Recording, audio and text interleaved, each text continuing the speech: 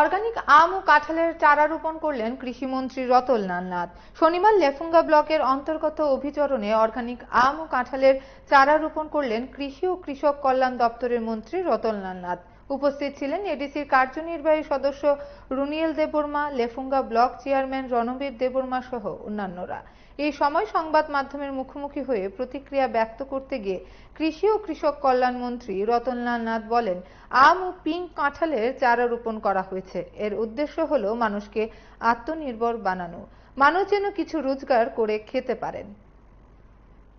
ভিলেজের অন্তর্গত এই এলাকাতে আমরা মেগা জৈব বৃক্ষরোপণ কর্মসূচি অর্গানিক চাষের জন্য আজকে এখানে আমরা একটা কর্মসূচি নিয়েছি।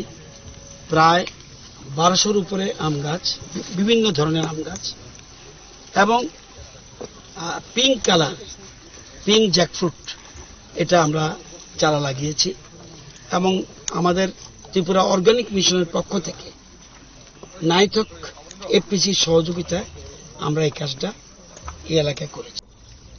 পরিবেশ দূষণ অনেকটা কমে রাসায়নিক সার ছাড়া, রাসায়নিক ওষুধ ছাড়া শুধু জৈব অর্গানিক পদ্ধতিতে চাষটা করছে, এই জন্য সার্টিফিকেট দেয়।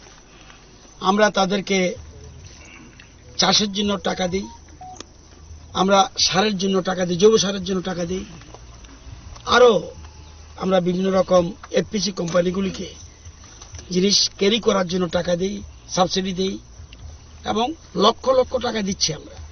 উদ্দেশ্য অর্গানিক